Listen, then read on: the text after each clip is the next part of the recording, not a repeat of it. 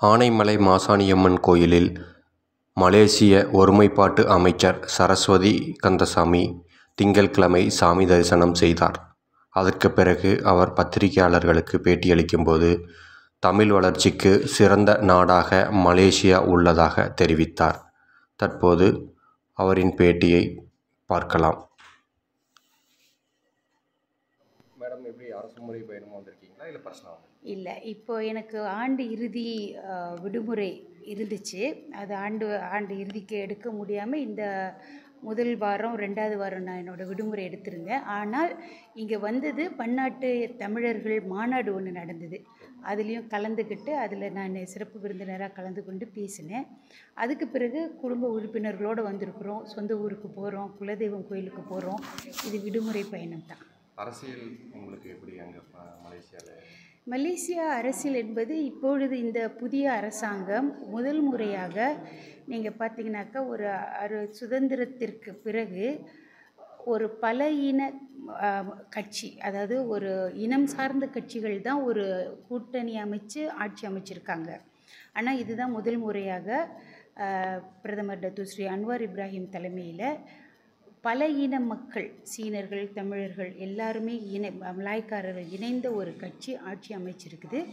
இது ஒரு வித்தியாசமான ஒரு அரசாங்கம். அதோடு சேர்ந்து ஏற்கனவே இருந்த எதிர்க்கட்சி கூடயும் கூட்டணி வச்சு நம்ம ஆட்சி அமைச்சிருக்கிறோம். அந்த வகையில் இது ஒரு சவால்மிக்க அரசாங்கமாக சூழ்நிலையாக இருந்தாலும் எல்லோரும் மக்கள் எதிர்பார்த்துக்கிட்டு இருக்காங்க, இந்த அரசாங்கம் என்னத்தான் இந்த ஒரு 5 ஆண்டுகளில் செய்வோம்.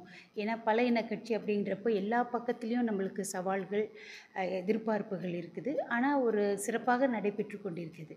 தமிழர்களுக்கு அங்கே முக்கியத்துவம் இருக்குது மலேசியா? தமிழ் மொழிக்கு நிச்சயமாக ரொம்ப முக்கியத்துவம் இருக்குது. இப்போ நாங்கள்லாம் தமிழ் பள்ளிக்கூடம் படித்தோம், ஆரம்ப பள்ளி. 529 பள்ளிகள் இருக்குது.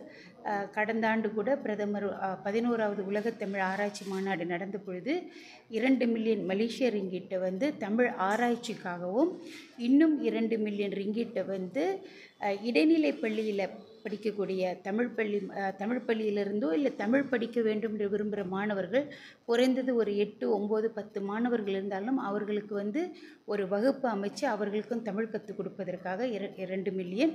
அப்புறம் உலகத்தமிழ் ஆராய்ச்சி மாநாட்டை மிகவும் சிறப்பாக நடத்துறதுக்கு 1 மில்லியன் அப்படின்னு சிறப்பு நிதியாக 5 மில்லியன் தமிழ் மொழிக்காகவே, தமிழ் வளர்ச்சிக்காகவே ஒதுக்கியிருக்கிறார். அந்த வகையில் தமிழ் மொழி வளர்ச்சிக்கு மலேசியா ஒரு சிறந்த ஒரு நாடாக திகழும் அப்படிங்கிறதுல எங்களுக்கு நம்பிக்கை இருக்குது. உங்கள் துறை தொழில் முனைவோர் அங்கே மலேசியாவில் எப்படி?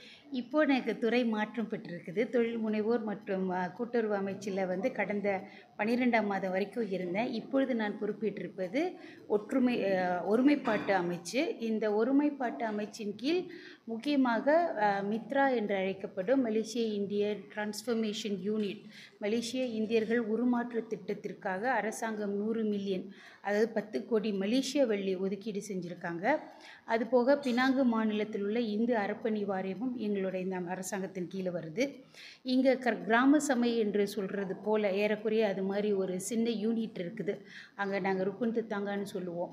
அவங்க முக்கியமாக ஒரு பாதுகாப்பு செயல் திட்டங்களை தான் அவங்க செயல்படுத்திக்கிட்டு இருந்தாங்க. அவர்களை சோஷியோ எக்கானமி, அதாவது சமூக பொருளாதார மேம்பாட்டு யூனிட்டாக மாற்றணும் அப்படின்னு நான் என்னோடய 1 ஆண்டு கால அந்த அனுபவத்தை கொண்டு இதை மாற்றி ஒரு 8500 யூனிட் அந்த மாதிரி இருக்குது. ஸோ அது மாதிரி இது ஒரு மாறுபட்ட ஒரு பொறுப்பு இருக்கிறது.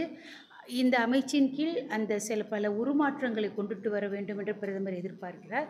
அந்த வகையில் என்னோட பணி இன்னும் கொஞ்சம் கூடுதலான பணியாக இருக்கும். அதனால் இந்த விடுமுறைக்கு பிறகு போய் நிறைய பணிகள் செய்ய வேண்டிய ஒரு கட்டாயம் இருக்குது. நன்றி.